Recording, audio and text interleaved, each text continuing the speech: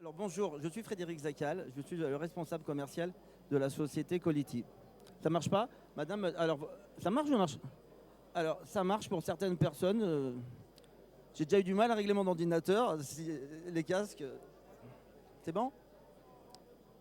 Alors je vous disais, je suis Frédéric Zacal, je suis le responsable commercial de la société Quality. Je vais en 2-3 minutes très rapidement vous présenter l'entreprise, qui nous sommes, ce que nous savons faire. Et après, je vous ai préparé des cas d'usage que l'on met en place chez nos clients qui sont faciles, rapides à mettre en œuvre et qui génèrent beaucoup de retours sur investissement, que ce soit en termes de qualité, de performance, mais aussi de conformité réglementaire. Quelques mots sur Quality. On est un pur player de l'analyse conversationnelle. On existe maintenant depuis 2019 et on a plus d'une centaine de clients dans tous les secteurs d'activité. On a de très belles références dans le monde de l'assurance et on intervient chez nos clients sur 2 voire 3 axes particuliers. Le premier, c'est le respect de la conformité réglementaire des conversations. Aujourd'hui, il y a quelques jours, un client me disait la question n'est pas de savoir si on va avoir un contrôle de la CPR, la question est de savoir quand est-ce que l'on va avoir un contrôle. Et je vous présenterai des cas dans quelques minutes qui vont vous montrer comment on peut contrôler en permanence cette conformité réglementaire des discours. Mais on ne fait pas que ça, on va également analyser la qualité des discours d'un point de vue marketing. Est-ce que les discours que vous donnez à vos équipes sont-ils impactants? Est-ce que ces discours sont bien appliqués, partiellement appliqués par les équipes? Pourquoi certains performent et d'autres non? Comment identifier les bonnes pratiques, les répliquer? Comment identifier aussi les freins à la vente? C'est de cela dont je vais vous présenter dans quelques secondes. Et la troisième chose, bien entendu, on va mesurer la qualité au sens général, le quality monitoring. N'hésitez pas, on n'est pas très nombreux, vous pouvez me poser des questions même au fur et à mesure. Voilà en tout cas pour la présentation de Quality, qui nous sommes. Hop là.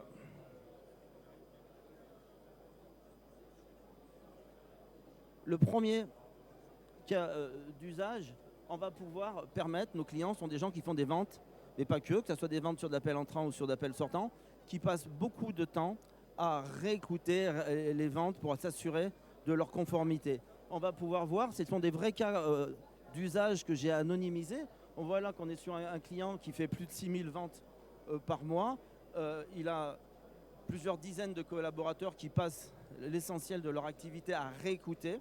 Eh ben, on va leur faire gagner beaucoup de temps parce qu'on va pouvoir automatiser, on va dire, toutes les ventes qui sont conformes. On n'a pas besoin de les écouter et on va consacrer notre temps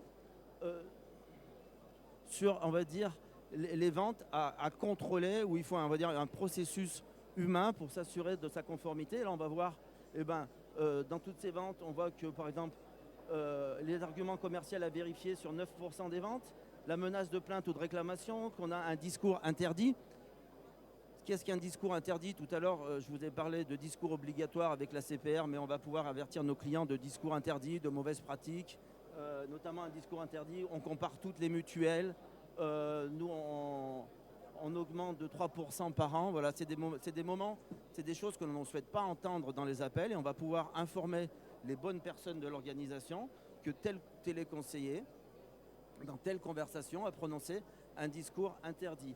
Vous voyez ici, il y a des petits histogrammes et des barres verticales. Dans Quality, c'est toujours de la même manière. Si je clique sur discours interdit et je vais dans les 297 conversations qui ont un discours interdit, je vais tout de suite dans l'appel et la partie de l'appel où le discours a été prononcé. Soit pour appeler de nouveau le client, sensibiliser le collaborateur, parce qu'aujourd'hui, si c'est des pickings, 2-3% d'appels, on n'a pas une vision exhaustive de ce qui se passe réellement. Et là, on va pouvoir screener l'ensemble des conversations sur ces sujets. Bien entendu, c'était juste pour illustrer le site de Rabat, Casa en France. On a des clients en France, on a des clients également dans les pays du Maghreb. Ce que je ne vous ai pas précisé, mais c'est une évidence, toutes nos données sont hébergées en France de manière souveraine.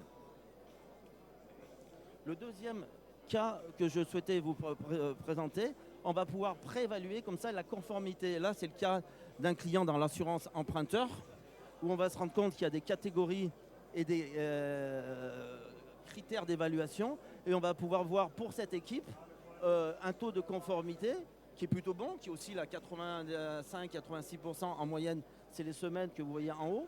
Mais on va voir pendant sur le critère, par exemple, que dans le devoir, les catégories devoir de conseil, et ben sur la documentation contractuelle ou sur les droits de renonciation, et ben il y a un taux de conformité qui n'est pas forcément à la hauteur des attentes de l'organisation. Et de nouveau, si je clique, je descends sur l'équipe, je descends sur le collaborateur, et ben pour sensibiliser les personnes, pouvoir faire monter en compétence les personnes qui en auraient besoin sur certains sujets, leur faire comprendre l'importance du recueil de ces informations pour la bonne suite de la procédure. Est-ce que jusqu'à là, je suis clair? Merci. Hop là, pardon. Là, je vais m'éloigner un petit peu de la conformité réglementaire, je vais m'éloigner même, et on va s'intéresser à la performance commerciale. Aujourd'hui, un lead coûte cher, il faut pouvoir l'exploiter, il faut pouvoir aussi l'évaluer. Chaque contact, chaque interaction client est précieuse. Et bien là, on va pouvoir analyser à l'intérieur des leads, fournisseur par fournisseur, là on voit la proportion des leads qui se plaignent d'être contactés. Est-ce que c'était réellement un intentionniste? On va pouvoir se rendre compte que certains clients sont énervés, d'autres attendaient l'appel, d'autres avaient un besoin ou n'ont pas de besoin. Voilà, ça va vous permettre, en fonction de vos ressources, de les allouer aux meilleurs fournisseurs selon vos attentes. Mais de ne pas forcément continuer à acheter, ce n'est pas votre cas, mais d'acheter à l'aveugle des leads. Là, on va analyser la qualité du lead. Toujours dans un souci de performance. Je vais y arriver avec le... on va également pouvoir maximiser les rebonds commerciaux. Aujourd'hui, vous avez de l'intuition, mais après une interaction, est-ce que vos équipes ont bien présenté les offres, on va dire, complémentaires? Oui, on le fait. Elles ont certainement le sentiment de le faire, mais est-ce qu'elles le font de manière exhaustive? Est-ce qu'elles le font de la bonne manière? Est-ce qu'elles ont recueilli des informations dans la découverte du foyer? Est-ce qu'il y a un chien et un chat qui permettraient de faire un rebond demain? Autant de choses, j'illustre avec des cas simples, mais autant de choses intéressantes dont on est aveugle si vous n'avez pas une solution d'analyse des conversations. L'intérêt, c'est de pouvoir avoir un regard exhaustif sur tout ce qui se dit et tout ce qui se fait. Et bien là, de cette manière, on va pouvoir voir à Casa que dans 88% des cas, les rebonds sont faits sur l'assurance obsèque, habitation, prévoyance, emprunteur. En revanche, on voit qu'en France, on a un taux un peu insuffisant et on voit notamment l'assurance alimentaire, l'emprunteur. Voilà, ça va permettre tout de suite de corriger et d'intervenir en fonction des priorités de l'entreprise.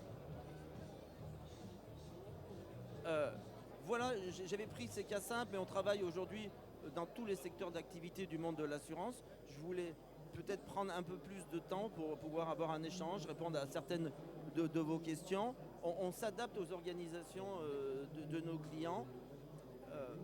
Voilà, je ne veux pas être plus loin, Socquality. On est au stand S2 pour ceux qui voudraient rentrer dans l'application. On peut vous montrer la finesse d'analyse, mais aussi de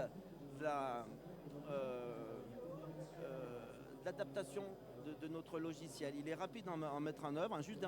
On a un modèle économique qui est vertueux et qui est sans engagement pour nos clients. On souhaite que nos clients qui sont chez Quality restent parce qu'on leur génère de la valeur ajoutée et non pas parce qu'ils sont engagés. C'est-à-dire quand vous venez, on a des frais de setup très très bas. C'est 2 centimes la minute, je vous donne nos tarifs, sans engagement, et en fonction des volumes. Un client, c'est à partir d'une vingtaine, on estime que le ROI est très rapide, mais à partir d'une vingtaine de conseillers clients. Et on a des organisations qu'on en ont bien plus.